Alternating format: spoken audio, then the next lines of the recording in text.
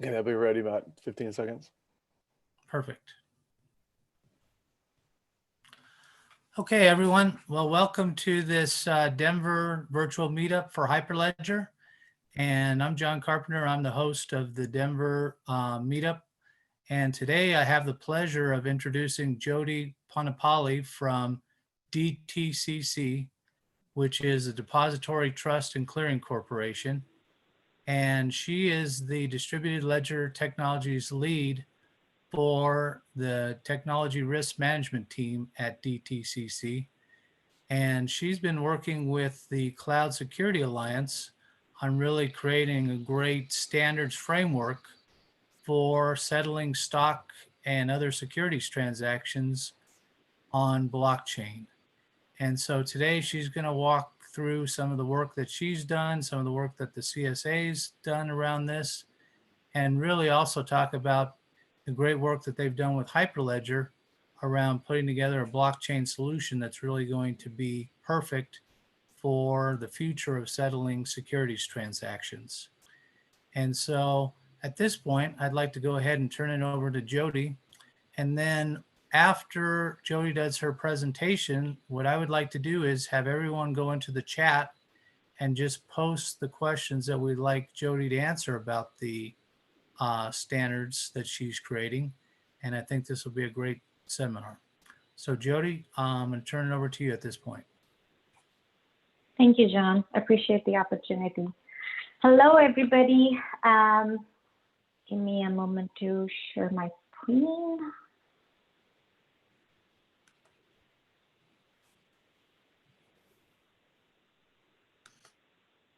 Let me know when you're able to view it. Yeah, I can see it. Looks good. All right, let's kick this off. Again, good morning, everybody. Thank you for the opportunity to be presenting here today. I am Jyoti Ponnapalli. I'm here representing DTCC today. DTCC stands for the Depository Trust and Clearing Corporation. For those of you that are not from the financial services background, a little bit of introduction with respect to what DTCC does. We are a premier global financial markets infrastructure provider. We are owned and governed by the financial industry. We provide governance, risk management, and operational efficiencies to regulated financial markets. And of course, that's a big definition. But in the fun fact is that just last year, we settled about 2.15 quadrillion in security transactions. That's what we do at the core.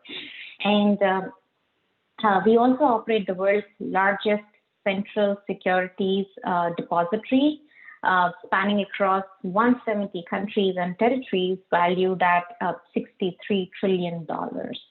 And we are also a very proud member of Hyperledger community. In fact, the MD of our innovation team, lab, is the chair for the chair of the governing board for Hyperledger, Robert Platnick.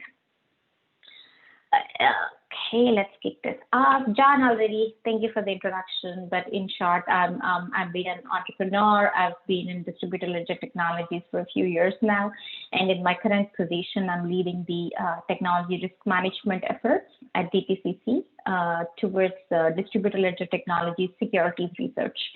And I am also involved in CSA blockchain working group, which I will be presenting shortly with respect to our efforts. And I also happen to be the co-organizer for Hyperledger Dallas meetup. Very proud to be in that role. And that, in short, my role next. During the course of my presentation today, I'll be speaking a little bit about the financial services current state with respect to distributed ledger technologies, DTCC's connection with the markets, the innovation, the space that we are in, our use cases and our projects, and hop into the security framework, the lead, or basically the title of the talk today, the industry call to action that DTCC put forward, and our alliances, our partnerships in this regard, and what we have accomplished in the past few months. let's hit the road with blockchain for financial industry, distributed ledger technologies, or so on. Though we all know that blockchain is emerging as a critical requirement for all nations that want to remain competitive, and the race is on. Countries like Australia, China, India, Philippines, they all have launched a national blockchain roadmap. US is very close, closing the gap in its efforts in unleashing a comprehensive plan of action, not at a national level yet, but there are states like Arizona, Delaware, Wyoming, Vermont, that have passed legislation to use these technologies, either by legalizing the smart contracts in some capacity or streamlining the processes of the public sector. Also, of course, very popular is, the one that has been leading is the FDA's mandate to put a prescription medication on track and trace systems. And the disruption brought about by COVID most recently introduced a CARES Act. It was in fact introduced by 11 members of Congress to use blockchain technologies to help in providing the stimulus checks to Americans. All of it was not successfully driven because I believe infrastructurally there's quite a bit of subset of population that doesn't have bank accounts or some other infrastructure required to do that. But at least we are in conversation at a public sector level. So of course, there is leaps and bounds. We have to still grow, but the benefits of these technologies, whether it is clearly audit trails and ability to monitor, or enhance the ability of insights for supervisors and regulators, ensuring that the stability of the financial system is also in turn good for economies and building up new ventures. With these technologies, information can be distributed with utmost protection of consumer data. That's added benefit, right? Blockchain comes with an assumed or a assumption of security intact because of its features like cryptography, immutability, or so on. From an operational standpoint, a new level of efficiency within targeted processes is also beneficial for financial services companies. Streamlining these internally is, in some cases that we have seen, either shortens the count of the tasks required, changing the way an entire process is carried out. And you'll see that as I move forward in my presentation, I'll be able to speak to DTCC's efforts in that regard and talk about what true digitization is being spun up in the space. As a result, leveraging the blockchain over significant, terms of productivity, with which financial services are traditionally struggling to scale too. There's quite a few companies that have made the leap, that have created products in these technologies, where others are willing to pay for the services that are based on these technologies. Banks are not far behind.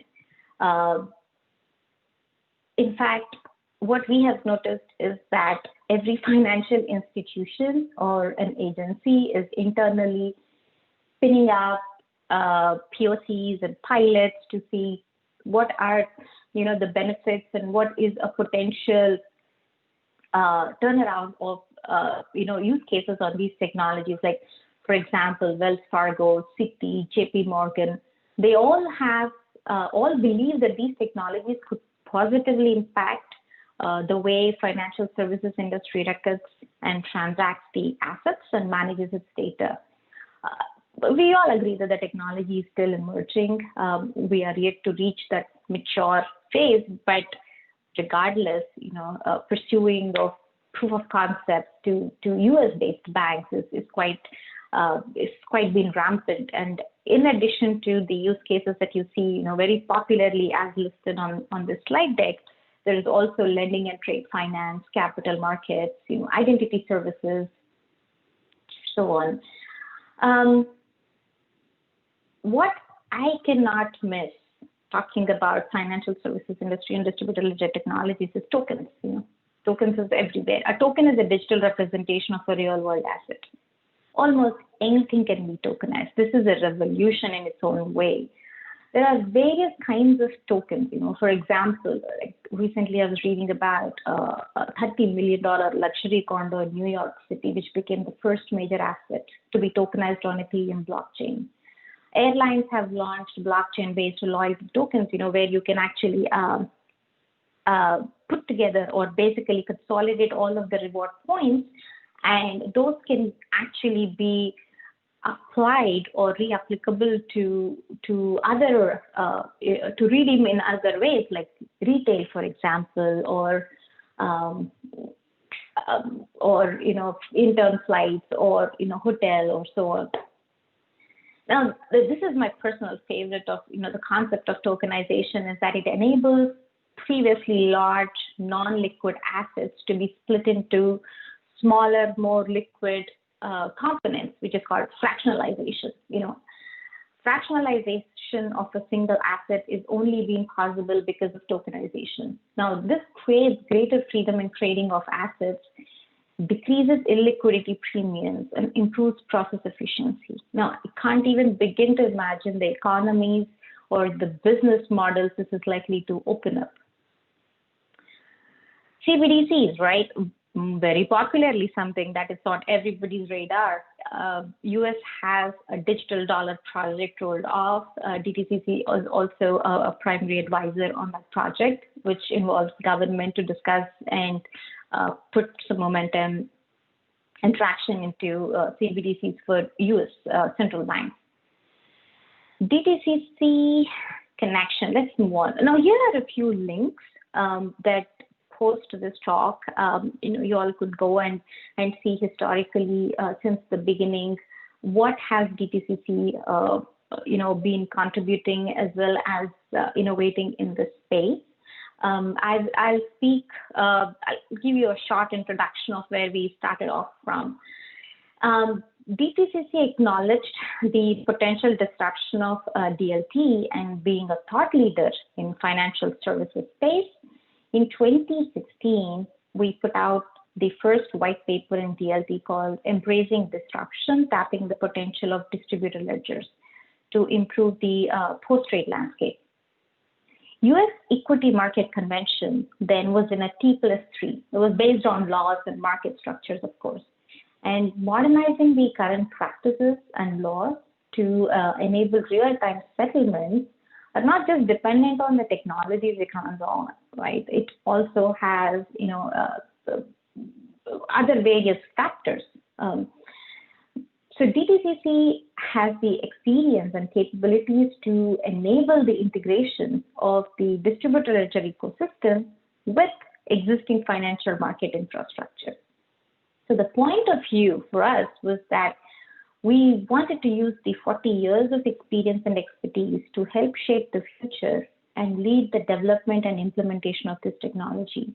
We see ourselves helping the industry transition from old to the new processes, because in some cases, technology is several steps ahead of the market practice, if I might say so. Because let's look at it this way. For example, it took 5 years to gain industry consensus on shortening the US settlement cycle to T+2. Although we could move, realistically to T+1 with existing technology, it's simply not realistic, because in some cases, the markets are not just prepared for it. But the way forward that we see is that the industry and the policymakers must be prepared for this innovation and take the steps to ensure that any changes to the post-trade process are in the best interest of market participants, supports the regulatory oversight, and it's consistent with the long-standing goals of mitigating risk, enhancing efficiencies, and driving down the cost. Having said that, the areas of focus for industry and policy makers was to be 1, standards and governance, and 2, regulatory issues. We need to promote the industry-wide collaboration to take advantage of the opportunities, right? Blockchain's been a team sport. And we also need to establish standards and governance models that is in the best interest of the post-trade processes. And of course, we anticipate that the framework will evolve because blockchain has the potential to give the regulators a better oversight of the markets. Now, since 4 years, the DTCC, put out its first press release white paper, we've just covered a lot of ground with respect to our vision set forward. We, in fact, recently launched 2 new initiatives, Project Whitney and Project Ion, as we explore the new ways to increase market digitization. It's at the end of the day, it's all about the value of delivering to lower the cost of the trade. A brief introduction to what Project Whitney is, and the links are, again, if you want to read the white paper and know more about these initiatives, you could go to the links that I put in the previous slide. But at a very high level, this Project Whitney is being led by the DTCC's innovation team. It's a multi-phase project. It's designed to evaluate the practical and commercial viability and value of digital infrastructure supporting private market securities. We are running this in 3 phases. The first is the prototype build. Second is the participant testing and prototype expansion. The prototype is based on a business model that addresses both legacy industry challenges in private markets as well as tokenization of assets on public blockchains. Isn't this the fun part? The main objectives of prototype scope and technical architecture include 1, prioritizing the validation of macro concepts over production level details. 2 is developing functional platform that can be used by a client and partner experimentation. 3 is defining the problem statement by market segments and the associated solution and alleviating the regulatory concerns. With the emergence of a handful of regulatory compliant secure token offerings, the tokenization of private market securities has shown some profit. And owing to that, we also built this table on the slide, summarizes some of the challenges that we observe across private markets, as well as some proposed tokenization solutions. So the intent is to acknowledge these challenges and propose solutions that are effective and operationally efficient. DTCC identified an opportunity to leverage the tokenization in the traditional asset space to create standard, modern, operationally efficient, and secure approach,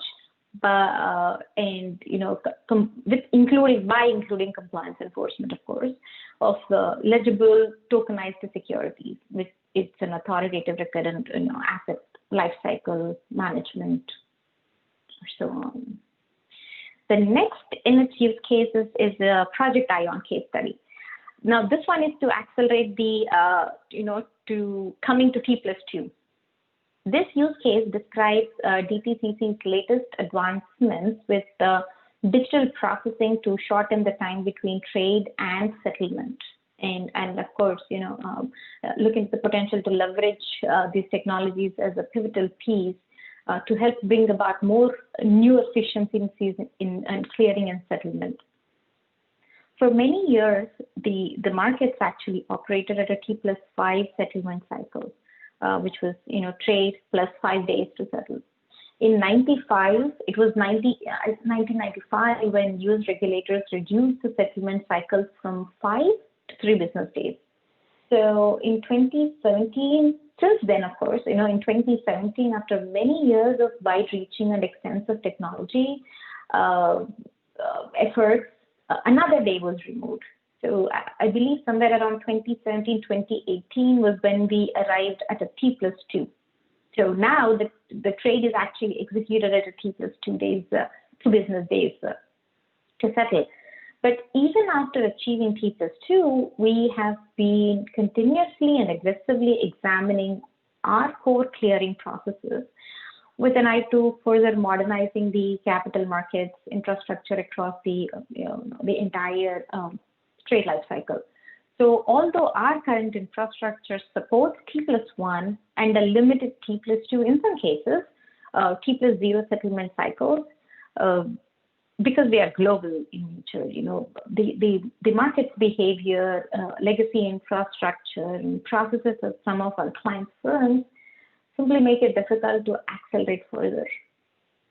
But having said that, through a rapid and iterative approach, we are partnering with the industry to collectively validate the most effective model that brings the broadest industry benefits, identifying the potential barriers and exploring the feasibility of moving the markets towards accelerated settlement. Now, here comes the title of the talk today, the presentation. So my role, at DTCC is, in short, is to assess and advise on security of all the use cases that are coming about with respect to distributed ledger technologies, as well as recommend, ways to mitigate the security vulnerabilities. And here is where we noticed, the pace of innovation has been aggressively picking up in the markets. We have been internally accelerating through our use cases to help assist, provide guidance for security measures. For references, whenever we looked outside for guidance, there was absolutely none, to assist us drive, these initiatives in a secure manner. If you wanted to look at cybersecurity framework or so on, there's this comprehensive frameworks available in the markets like NIST, OWASP, and ISO. Standards bodies, have brought about comprehensive security frameworks, but for distributed ledger technology specifically, there is none today. So that began our conversations with respect to the need, a realistic need for establishing some sort of a comprehensive industry-wide security, DLT security framework to review existing security guidelines, assess the gaps in our approach, as well as the need for increased standards. Increased standards in terms of,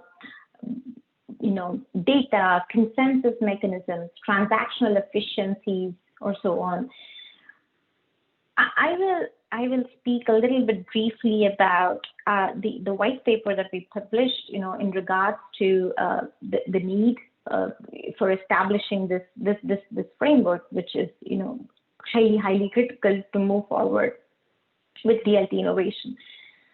The value propositions, as I may have alluded from the beginning of my conversation, the value propositions of these technologies for financial industry is many, right? We have noticed that the pace of innovation, not just internally for us, but outwards and globally, is aggressively picking up in use cases, whether it is pertaining to digital assets, tokenization, cryptocurrencies, even for that matter. So we have come way past. In some regions and some countries, we have come way past the pilot phases and moved into production grade deployments too, using different protocols. But the financial stakeholders and regulators are also opening up the doors.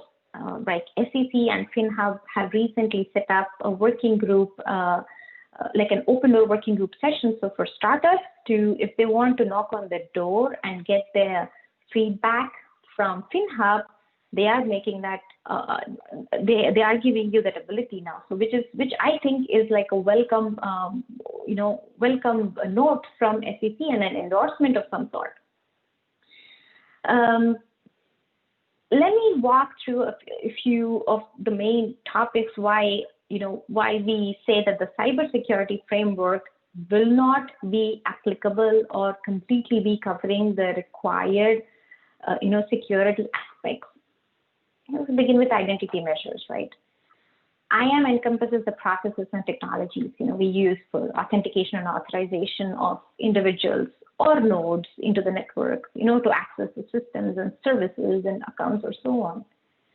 Traditional processes and technologies have been historically vulnerable to loss theft and fraud due to, storage of personal information. Very popularly recently, we've seen Capital One, Equifax, or so on.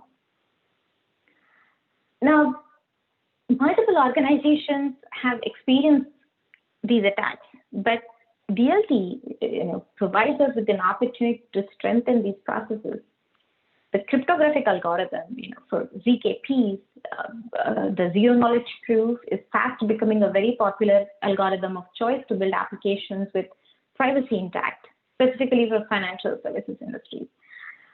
Many organizations are introducing protocols to support the need and the gap, like Hyperledger in the Sovereign Foundation.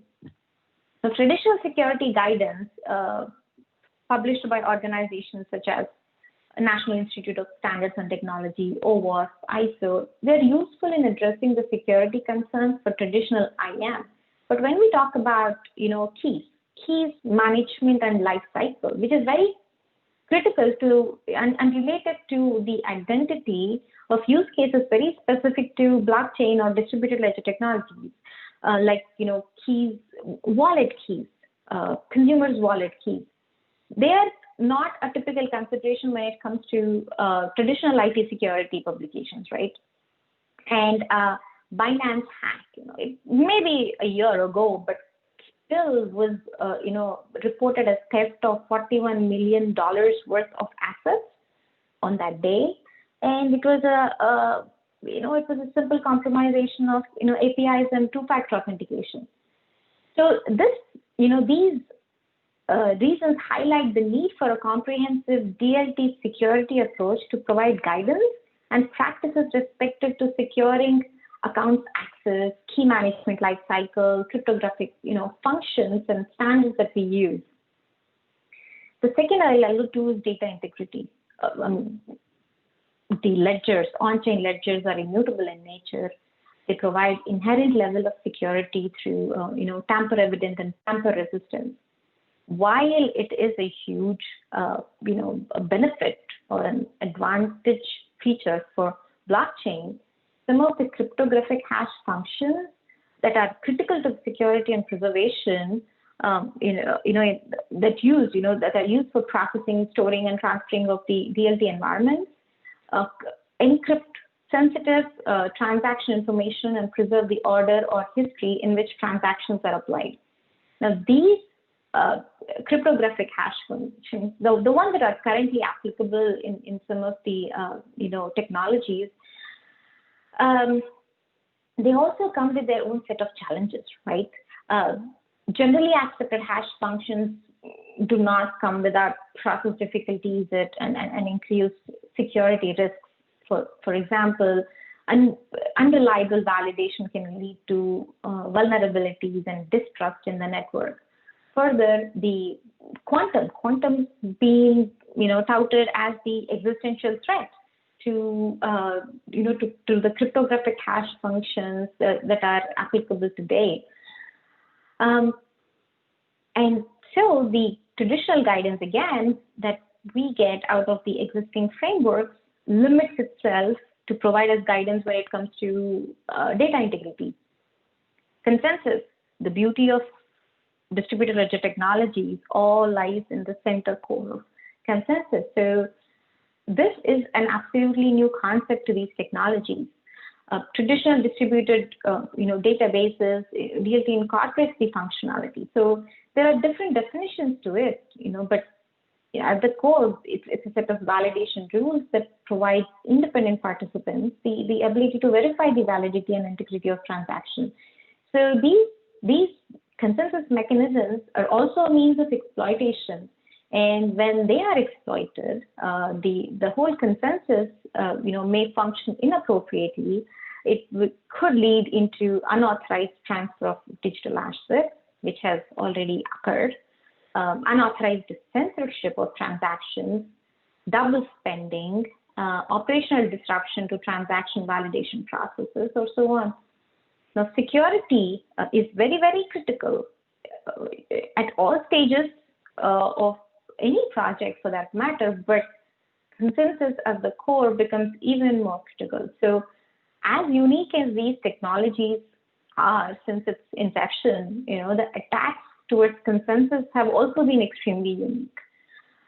And there is no guidance in the marketplace to validate whether the consensus mechanism is running appropriately and secure those mechanisms in a continuous monitoring process.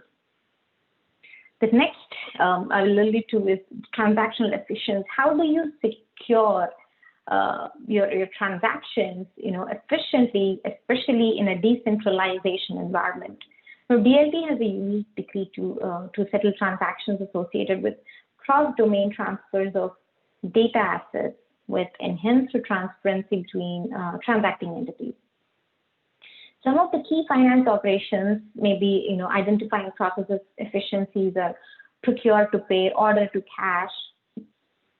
Even, some of the previous, projects that I've worked on are very proactively and aggressively reevaluating ERP processes to see the benefit of distributed ledger technologies in their applications for to bring about operational efficiencies in these processes, whether it is order management, track and trace transparency with order to cash, intercompany transfers.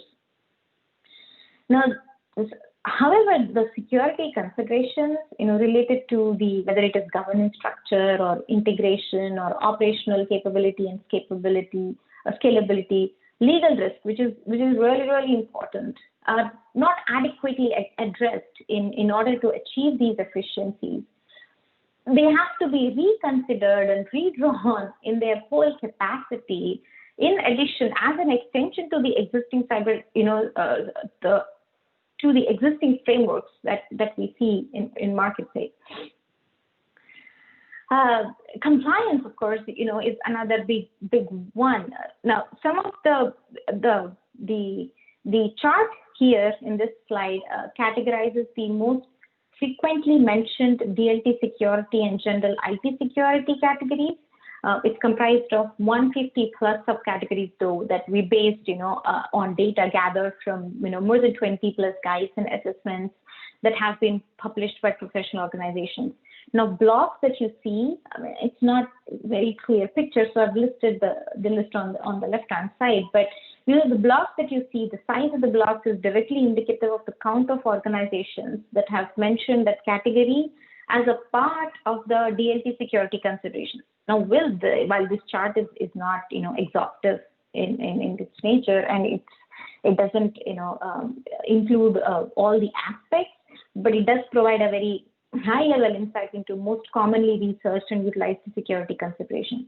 Now, it is clear that organizations have thought carefully, about how their DLT environments will be impacted, whether it is, identification, authorization, IAM processes, secure coding, governance and compliance, network security. Compliance leaders in these industries are heavily focused on assessing and enhancing their compliance model too. These security teams comprise the majority of the literature that surrounds the organization's operating environment. But however, you will also see that the smaller sized blocks, some of the ones that have received less collective thought that include our incident management, transactions, business continuity, related to DLT. Some of these clearly overlap, such as it's not imperative that organizations categorize their security protocols in the manner exactly presented. This is the data that we gathered from more than 20 plus guides, but at a high level, it does give you the considerations, for continuous maintenance and of DLT environments.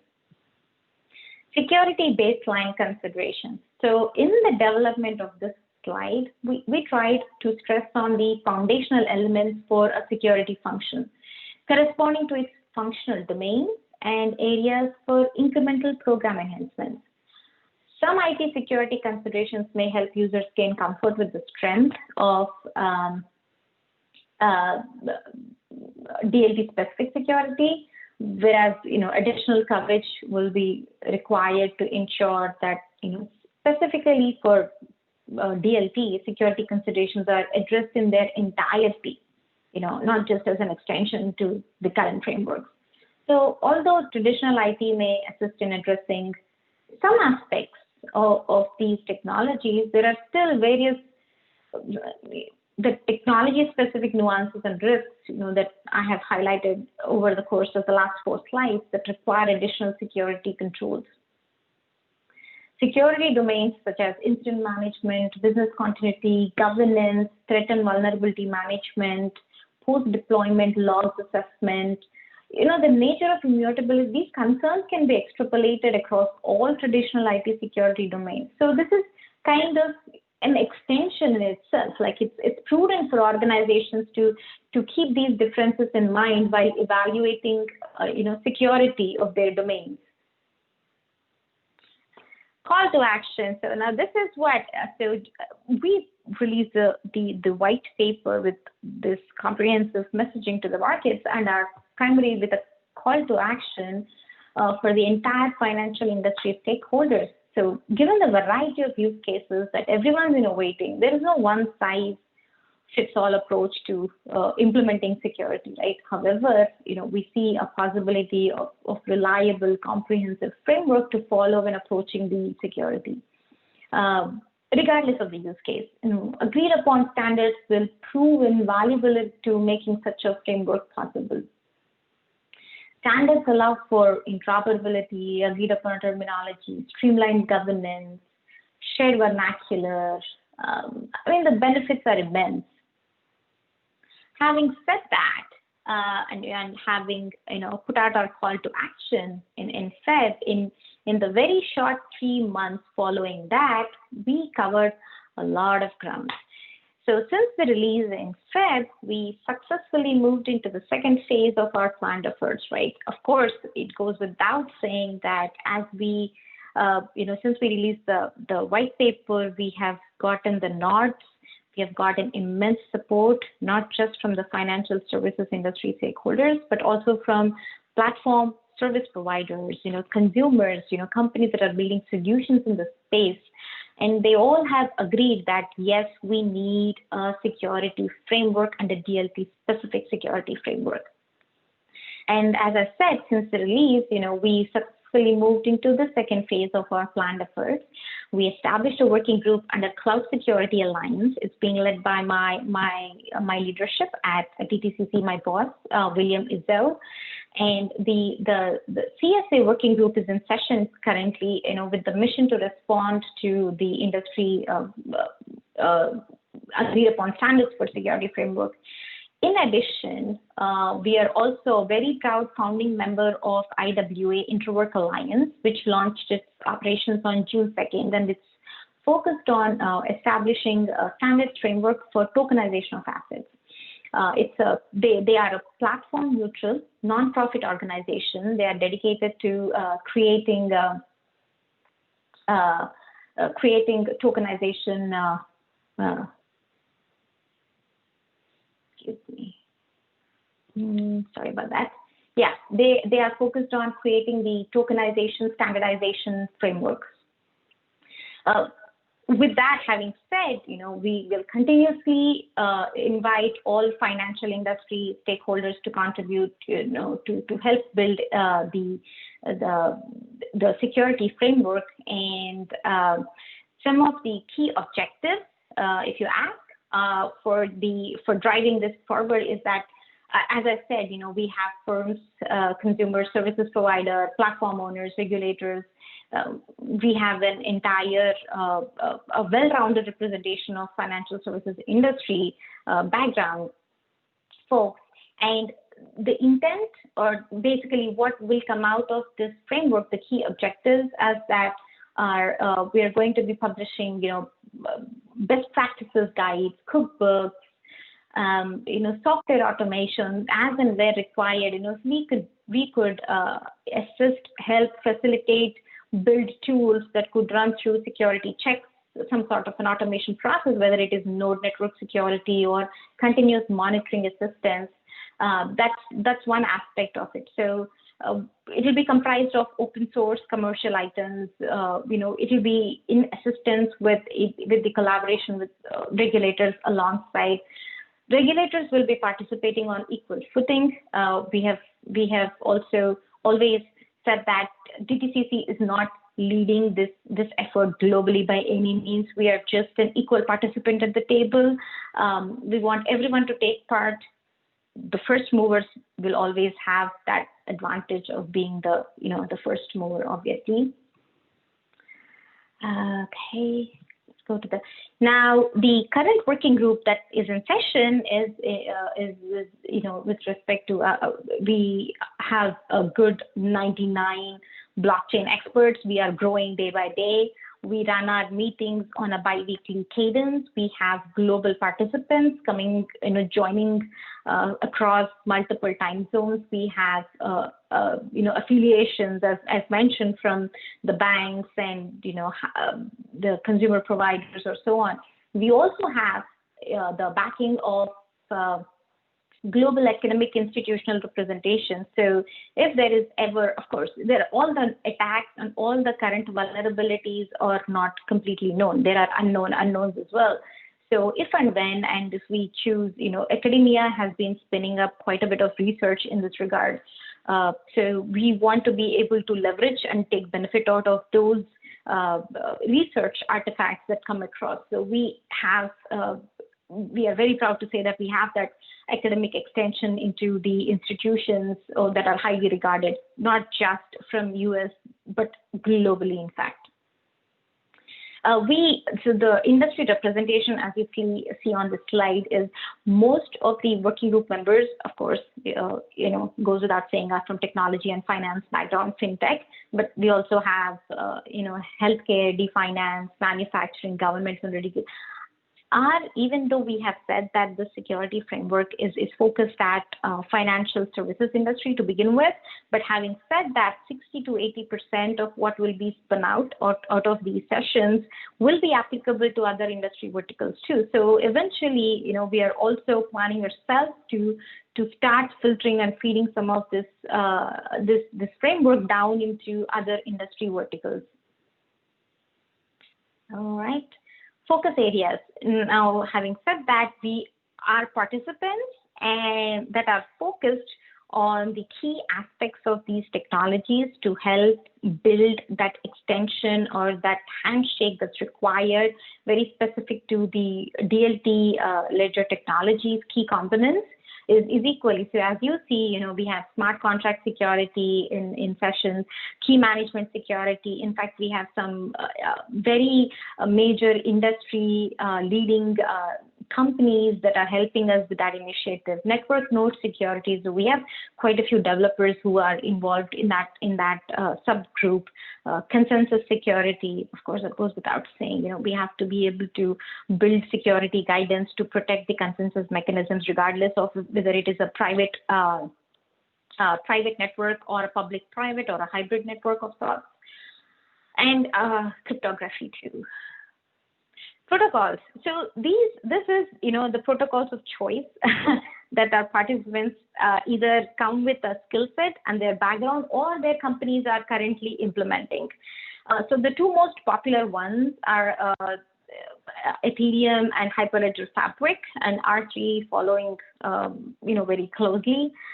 And Bitcoin, of course, is for public consumption. It's everybody's interest, goes without saying. But you can see that the platforms that the protocols that are of choice that initially will be where the use cases will come from are the ones that are driving the financial industry use cases currently. And the use cases, of course, we haven't really gotten as far as that. We are still we are in operational mode, but as and when we pick and choose use cases to apply to any artifact or any developments that we make, will be across tokenization, digital assets, cryptocurrencies, and finance specific use cases. And last slide here are the contacts. If you are interested in participating, please either send an email to dltsecurity@dtcc.com. We will see how we can get you plugged in as soon as possible. My leadership at DTCC, William Izzo, he's my boss. That's his leadership. He is the vision behind this effort. And last is my contact. If you have any questions, please feel free to reach me as well. In short, that's my talk. Okay. Okay, Jyoti. Well, thank you very much for that wonderful presentation. If anyone has any questions, they can post them in the chat. I have a couple of questions for you, Jyoti, about the protocol that you're developing and about DTCC. So maybe you can let the attendees kind of know the scale of DTCC so they know, about how many trade settlement dollars that you're dealing with on either a daily or a weekly or an annual basis. Right. On a daily basis, we settle about 2 trillion transactions. I guess that's yearly numbers. As as I have said, in just market securities itself, we deal with $63 trillion, and that is no small feat by any means, right? Risk management is at the top of our priorities whenever we consider use cases, or protocols to implement. So we tread our path extremely carefully whenever we plan the development of these projects, because as you can see, we are a global company. We are holding and servicing securities across 170 countries and territories, and it's valued at $63 trillion. So the scale at which we settle the securities transactions it's 2 quadrillion. That was in the year 2019. So, and if you're wondering what that is, it's 2 followed by 15 digits. I had to look that up, what a quadrillion, in decimals covers in terms of numbers. So it's 15 digits after that. So for us, critical factors are scaling and scaling with security. Yeah, that's perfect. Another question I had for you, Jyoti, was around the trade settlement. So on your original slide there, I think it was for Project Ion, that you were talking about bringing trade settlement down to T+0, which is basically, intraday settlement of the trade.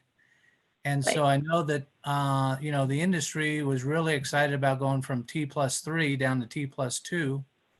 So how do you think that'll affect the industry? And when do you think that we will be seeing T+0 in the public markets? So when you're saying T+0, it's almost all instantaneous settlement, right? That's the intent. And as beneficial as it may sound for the end consumers, we also have to bear other market factors that are critical challengers to be able to arrive at T+0. When they will be able to get there exactly is, it's beyond my pay grade to say at the moment, because clearing and settlement infrastructure is an extremely complex process. Sure. There are various degrees of, market industry. Different markets are in different positions. So we have to factor in, how each market responds to and reacts to the change. So the progress will be gradual. And as we said, even with the current infrastructure that DTCC has, we can do T+1 tomorrow, but the markets are not ready for it. Yep. So unless until the infrastructure from a market,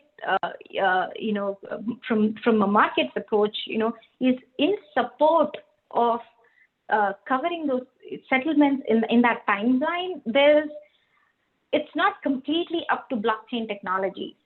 That's what I want to say. It's not just up to distributed ledger technologies or DTCC. It has to be in collaboration with the financial markets, the infrastructure of the financial markets, the regulations, and the jurisdictions. So it's a lot of critical challenges and steps that you have to cover to be able to arrive at T+0. Yeah, that's perfect. I get it, Jyoti, and thanks for that. And looks like we have some great questions posted here in the chat. So one is about when you see specific use cases for a public blockchain like Ethereum or a permission blockchain like Hyperledger. Yes, because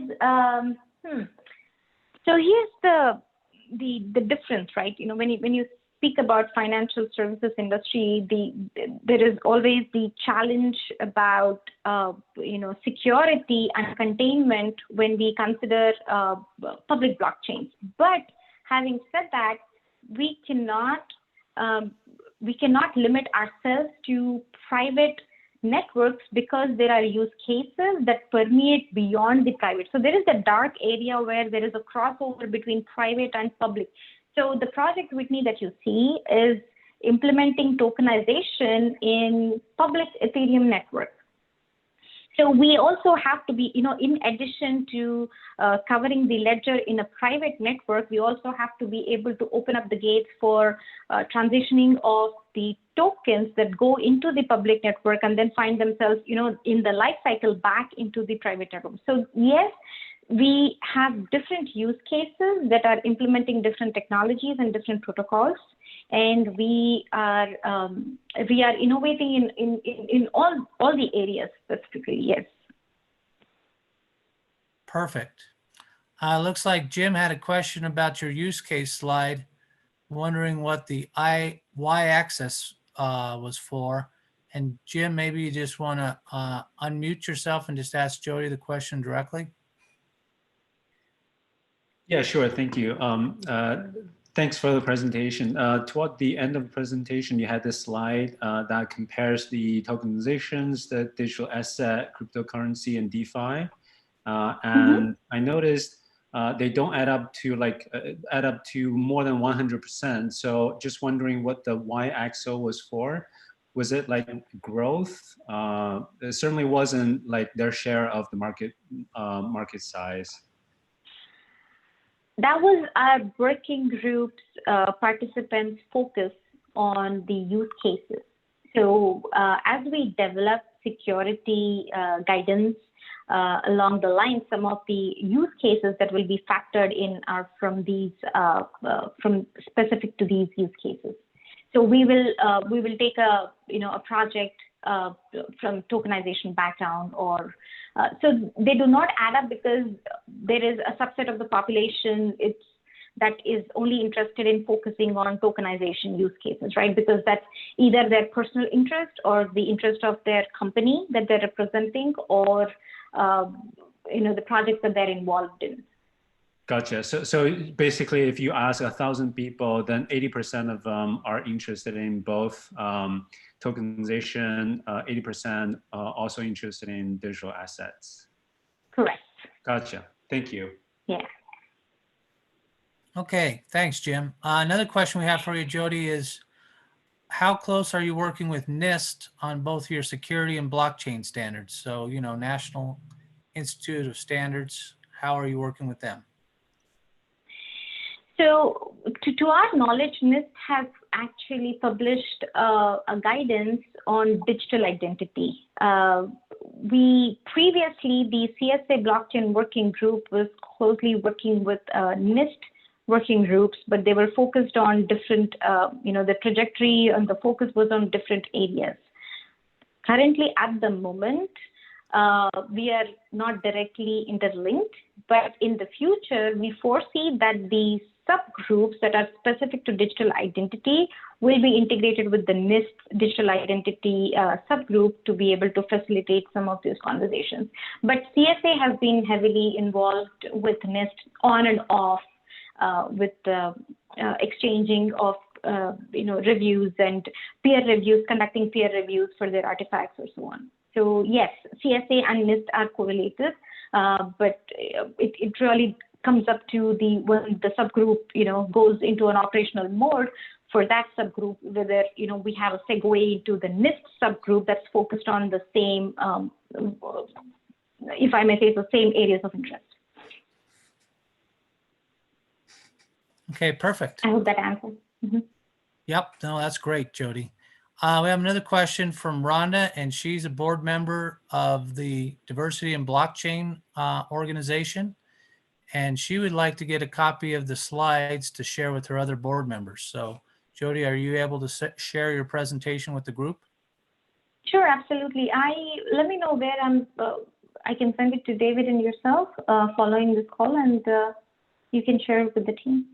Yeah, I'll make sure that I share it out with the team, but I just wanted to clear that with you based on her question.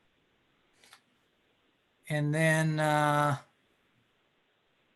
it looks like Dr. Raj has a question. Dr. Raj, you want to just unmute and you can ask Jyoti your question directly? Hey, Raj. Yeah, can you hear me? Yep, Yes. we can hear you. Yeah, so, great presentation, Jyoti. My partner in crime. Jyoti also helped in our Dallas Hyperledger event meetup. So Jyoti, I'm specifically asking, my question was about the security framework. I know that DLT work is working on standards and formats. Some of the question that people have is the data formats, whether it's not XML or whatever format that they use. That there's also something that's more specifically required from a blockchain requirement. What goes on the block and easily indexable and accessible, and what doesn't need to be going on the blockchain in terms of PII GDPR requirements. So is the team also working on that definition, providing guidance to members on the data formats? Yes, in fact, we are very close to formalizing a subgroup that's focused on governance compliance around jurisdictional limitations. Like, if you want to factor in GDPR or PII or California laws, when it comes to data and consumer protection, what are some of the high-level guidance with coming specifically with respect to distributed ledger technologies, right? That extension. Yes, that's definitely in focus, and we'll have an assigned working group.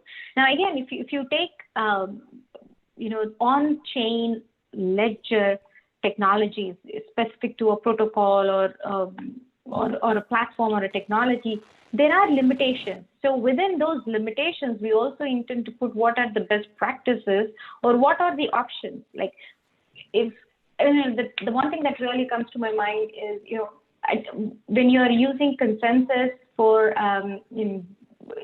this, I think it's PBST or so, there is liveness and there is safety. Depending upon the use case, you want to arrive at liveness first and then the safety after, or safety first and liveness after. So those recommendations also will be formulated or will be formatted specific to the use case. So we are hoping that our best practices guidance, comes about to say, if your use case is specific to these, then your consensus mechanism has to arrive at this finality first versus the other. And of course, PII and other compliance and GDPR, jurisdictional. In fact, because there is a lot of confusion in that space, it's evolving, it's emerging. And to be able to, and states and countries and governments are releasing guidelines and compliance periodically. So it's a lot of moving pieces that have to come together. So we will have a working group that's focused specifically to that area. Okay, perfect. Well, Jyoti, we're at the top of the hour here, and I want to give everyone back their time. But thank you very much for your wonderful presentation. And we'll definitely get the presentation from Jyoti out to all of the members who attended here. And I'm sure Jyoti already shared her contact information. Feel free to reach out to her directly or join even the CSA working group where Jyoti is very active in really bringing forward these standards. So thank you. Thank you for the opportunity, John. Appreciate everybody's time today. Yep. Have a wonderful day. Thanks, Take care. everyone. Thank you. Thank you.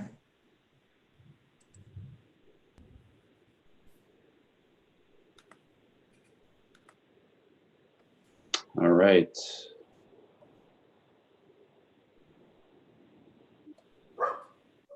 So Marco, if I leave, I'll set you as the host. Does that sound good? You can promote me as a host.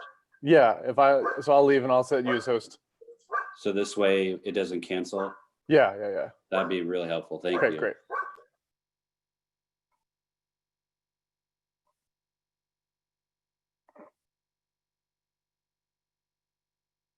All right.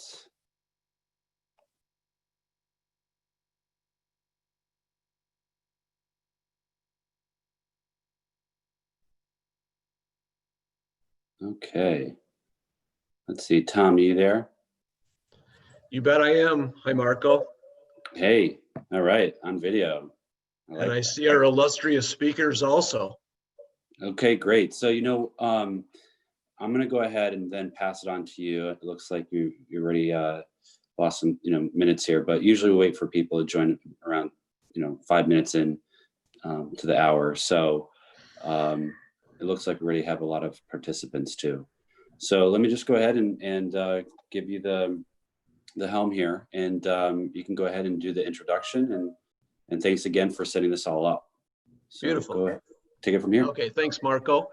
And hello, everybody. Good morning, good afternoon, good evening. If you're listening to this sometime during the evening there. This is Tom Klein. I have a consulting firm, Business Block, and I met Marco as well as a number of other people out in Phoenix at the Hyperledger conference over 3 months ago, and got involved with this group, and I've enjoyed all the presentations here. This particular topic, EDI and blockchain, came out of two thoughts. One was around the work around standards. Standards is something near and dear to my heart because it's going to make this blockchain thing actually work here. So we've been going back and forth, a number of us on the wiki, and that work will continue. One of the standards that's out there is EDI. And a couple of years ago, if you're around in this space, there was a lot of discussion around EDI is going to get taken over by blockchain and EDI is going to go away. And then a funny thing happened. It never happened. So the question was, well, what happened, or what's going on with, specifically with EDI and blockchain? So that's why we have Arun Samuga from I can never say it quite right, Arun, Alembica there, as well as Mike McKeo from Highview Technologies here. Arun is going to be our first speaker, and then Mike is going to be our second speaker here. They're both going to share their thoughts on EDI and blockchain. Interestingly enough, they probably aren't saying that it's going to just blockchain is going to replace EDI here. They have some different thoughts, and so they have some in our prep call last week. It was good to hear them go back and forth, and I think you'll find it very interesting here. So first off, Arun is the CTO of Alembica. They're a digital supply network. About 20 years ago, they were formed by about 20 chemical companies. And in order to provide a forum or a foundation for doing digital